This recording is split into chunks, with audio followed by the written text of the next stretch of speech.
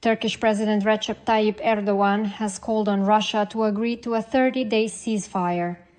He made this statement following a meeting with Polish Prime Minister Donald Tusk. The Turkish leaders supported Ukraine's decision to agree to a ceasefire during negotiations with the American side in Saudi Arabia. We consider it positive and important that Ukraine accepted the ceasefire during US-Ukraine negotiations. Now we hope that Russia will respond constructively to this step. Erdogan also stated that Ankara is ready to facilitate potential negotiations between Ukraine and Russia in order to contribute to the establishment of a just and lasting peace.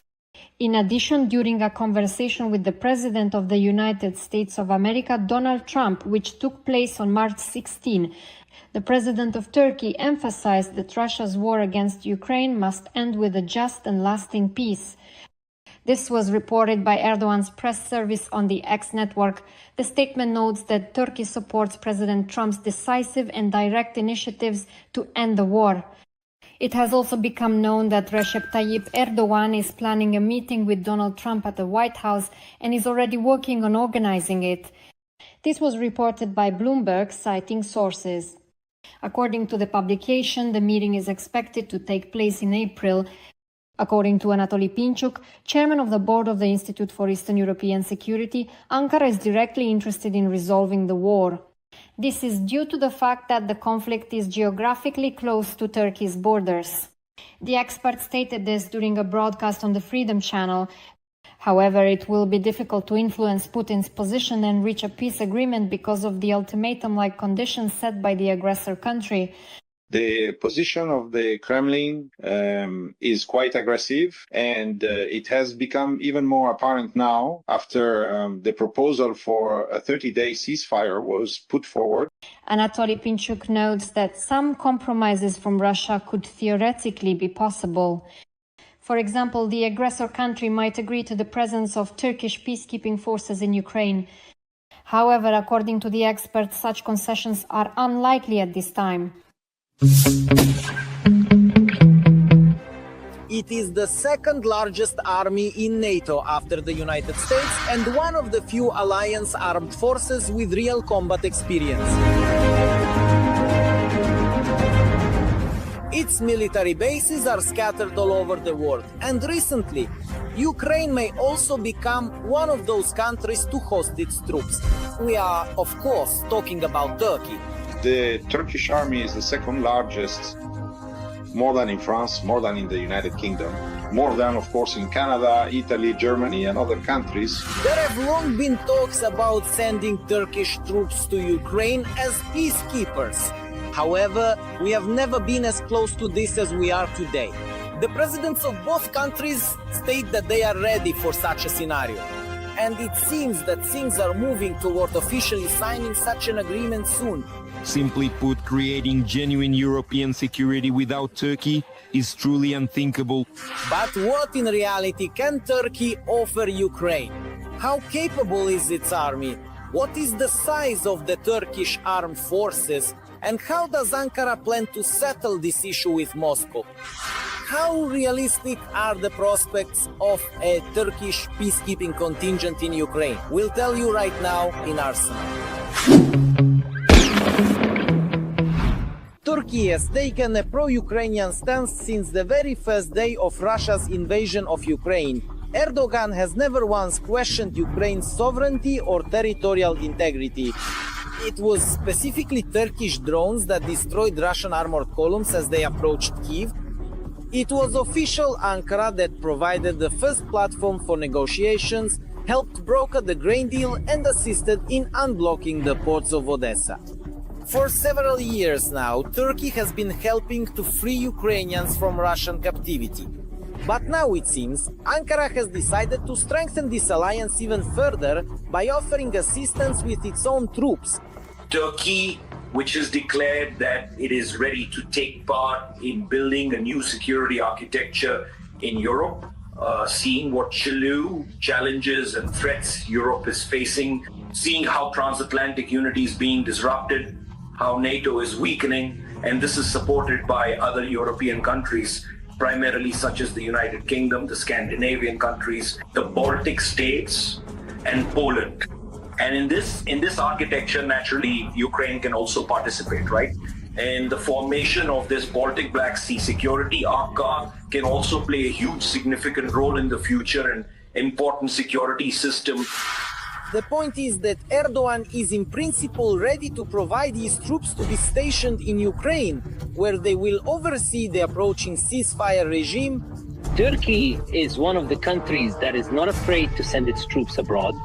Turkey has military bases in Syria, is already preparing to go to Somalia, has military bases and a presence in Qatar, has bases in Libya and in a number of other countries. And Erdogan has spoken about this repeatedly, ready to send Turkish troops to Ukraine to stand on the borderline, so it would be clear who is violating the agreement. And this is what Putin is deathly afraid of. He's afraid because from the very beginning he looks for loopholes to disrupt peace agreements. However, the Turkish contingent is the kind of guys the bunker dweller would want to quarrel with only as a last resort. Turkey has the second largest armed forces among all NATO members after the United States. In other words, the Turkish army is the second largest in terms of personnel, larger than France, larger than the United Kingdom, and of course larger than Canada, Italy, Germany, and other. Moreover, when we say larger, we mean it's a multiple advantage over the European armies. By and large, if a decision were made to deploy foreign troops in Ukraine, Turkey alone could provide a sufficient military contingent.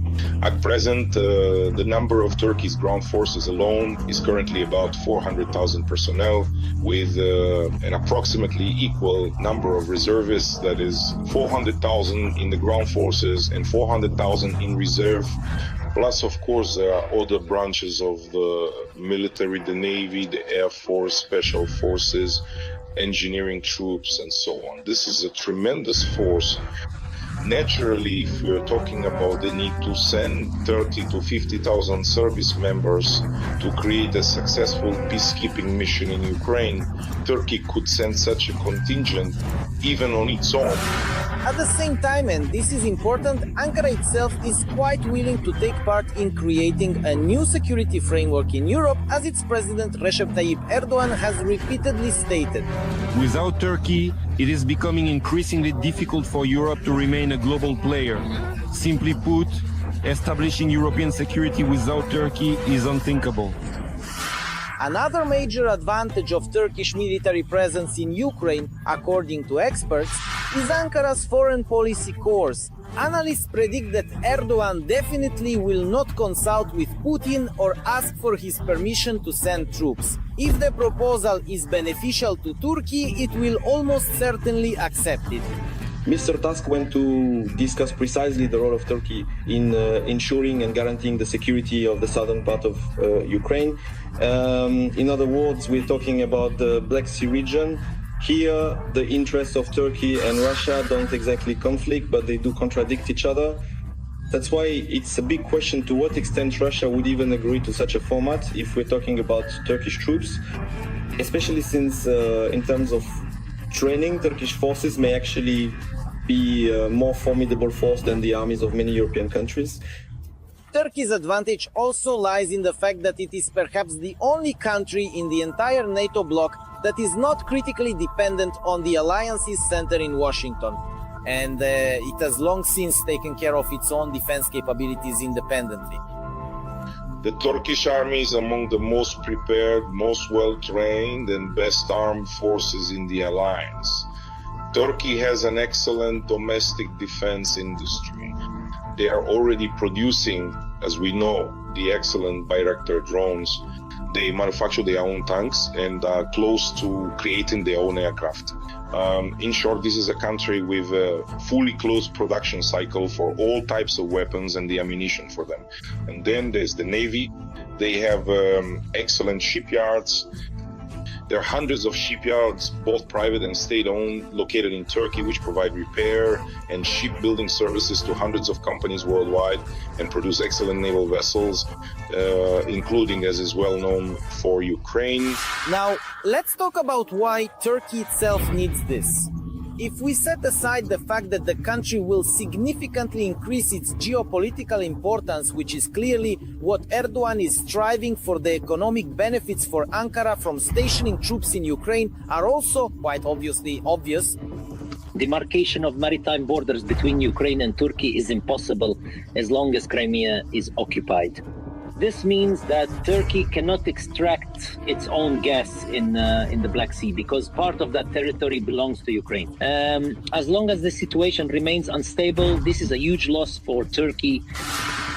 One should also not forget about its potential military-industrial advantages. After all, by strengthening its relations with Europe through supporting Ukraine, Ankara is opening up unprecedented opportunities in the field of weapons production.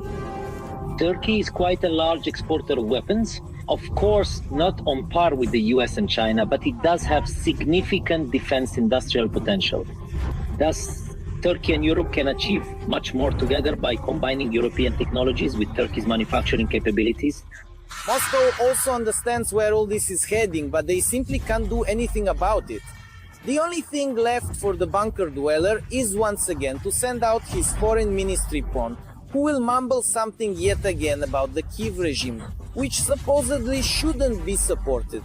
We strongly advise all responsible countries with whom we are currently in contact, Turkey being one of them, to carefully analyze the situation, to thoughtfully consider the constant and ongoing belligerent statements made by the Kiev regime, and we also warn them against further fueling or encouraging these dangerous militaristic sentiments.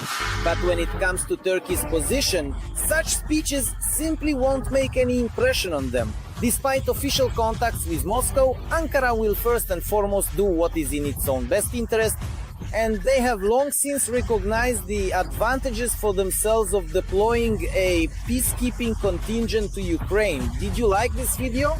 Then don't forget to give it a like and be sure to subscribe to our new Arsenal channel. The link is in the description below the video. While one was boasting to the whole world about the invincibility and power of his Black Sea fleet, because there are currently no means to counteract such a weapon, another was meticulously building up his Black Sea fleet.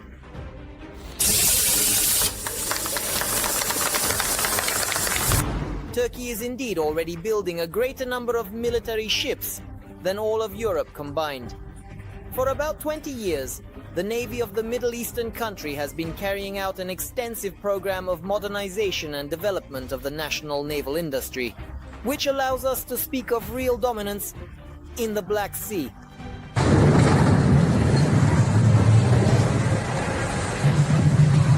Let's not deceive ourselves. The Turkish fleet is several times more powerful than the Russian Black Sea fleet. Look at the statistics. Any hooray patriot who says, let's block this caravan of freedom, with what are you going to block it? Why are you lying to yourselves? The Turks own the Black Sea now. The Soviet Union has long been gone. So, what kind of fleet does Ankara have? What can Putin oppose to Erdogan at sea? And most importantly, what role is assigned to Ukraine in the modern redistribution of the Black Sea maritime area? It is worth noting that since coming to power as Prime Minister in 2003 and then as President of the country in 2014, Erdogan has made the development of the Turkish defense industry a priority goal of his political activity. For the Turks, dominance at sea is a long-standing ambitious dream. The origin of the Ottoman fleet dates back to the 14th century. At one time, the Turkish fleet was one of the strongest in the Mediterranean and the absolute ruler over the Black Sea. It was only at the end of the 17th century that the Russian Black Sea fleet seized the initiative from Constantinople in the Black Sea. There were even times when there were no military ships in these waters at all. After the Crimean War, a law prohibited all Black Sea powers from having their fleets there, as well as naval arsenals and fortresses.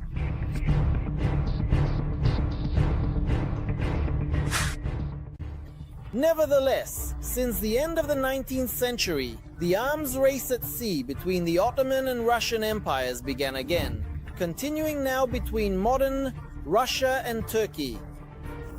And this, in principle, corresponds to the type of political culture that we can observe in Turkey. With the start of the full-scale invasion of Ukraine and the subsequent defeat of the Russian Black Sea Fleet by our defenders, it became clear to the whole world that Putin is no longer the master at sea.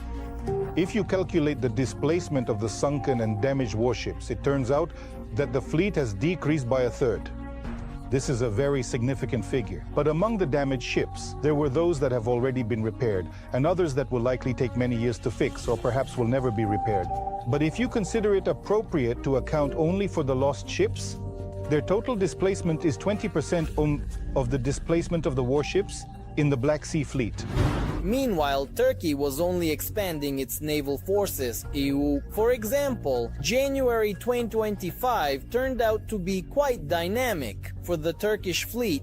At a press briefing held on January 2nd, Erdogan and his team announced the launch of destroyer projects, their own aircraft carrier and a national submarine. The Kremlin could only dream of such a scale of construction. And this, such a candid admission of its own defeat in the Black Sea, where Russia always prided itself on its unsinkable flotilla, is one of the main outcomes of the Russian special military operation.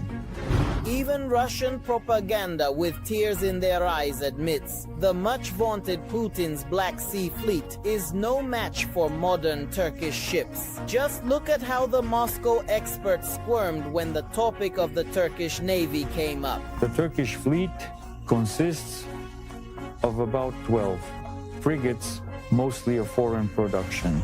But there are also their own Turkish frigates. The command of the Turkish Navy includes 4 flotillas, combat, submarines, missile boats, and mine, as well as 2 operational groups, an auxiliary ships division, and a naval aviation air base also. The Turkish Air Force is entirely equipped with foreign technology.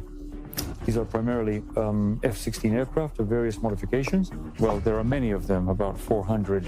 The peculiarity of the Turkish Air Force lies in the fact that these F-16 fighters are optimized for air defense tasks. The combat flotilla of Turkey is the main operational unit of the Navy. It is mainly intended for combating submarines, surface ships, and enemy naval landings. Additionally, as demonstrated by numerous Turkish military exercises, the fleet is used to support ground forces during operations in coastal directions, protect the coastline, and defend and cover strategic areas. These are very large investments. We're talking about billions of dollars, and currently the target localization level is 90%. Right now, we have reached and exceeded the 80% level, but our main goal remains achieving 90% localization. And what does that mean? We are trying to make the maximum possible contribution from the local population. The Turkish fleet includes, among other things, 4 Yavuz-class frigates, 2 Tepe-class frigates, and 4 Gabia and Barbaros-class frigates. Turkey also has a large number of various boats, including anti-submarine and missile boats, predominantly of French manufacture. It should be noted that the Turkish fleet is balanced and quite accurately meets the requirements set for naval forces operating in enclosed maritime theaters of military operations, such as the Black Sea. Turkey's dominance in the Black Sea is reinforced by its submarine fleet. The latter consists of at least 13 units, 6 modern submarines and 7 upgraded ones. And almost every month, the number of Turkish military vessels increases. The country is already building more warships than the entire rest of Europe combined. Each vessel launched represents a significant achievement for the Turkish shipbuilding industry, which aims to become increasingly self-sufficient, analysts explain. Currently, America cannot produce as many ships as we do. They produce very specialized ships, such as nuclear submarines, very large, ambitious ships, nuclear aircraft carriers. But if you look, America still hasn't managed to establish the production of frigates like we have. The first frigate was supposed to be commissioned to us 2 years ago, but its construction is still not completed. In some aspects, honestly, we are even in a better position than America. However, Turkey does not intend to compete with the United States in an arms race. Both countries are the main military power of NATO and work together at sea. This allows Turkey to dictate its own rules to the Kremlin. For example, Erdogan once closed off Putin's ability to transfer additional ships to the Black Sea. Additionally, Turkey, which controls the Bosphorus, did not allow Bunker to remove the remnants of its fleet, which had been hit by Ukrainian drones and missiles. As a result, this cost the Black Sea Fleet 28 ships and boats, as well as submarines.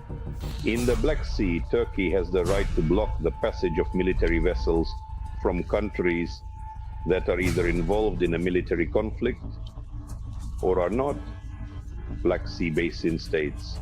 Since 2022, Russian military ships have not been allowed to enter the Black Sea waters. As for Ukraine, Turkey has never had any questions about whose Crimea is, nor any doubts that it was Putin who started the war with us. Moreover, Ankara does not even hide that in the post-war world, it will share dominance in the Black Sea with Ukraine. Even more, Turkey is already building a new fleet. The first Ukrainian corvette is already undergoing trials in the Black Sea.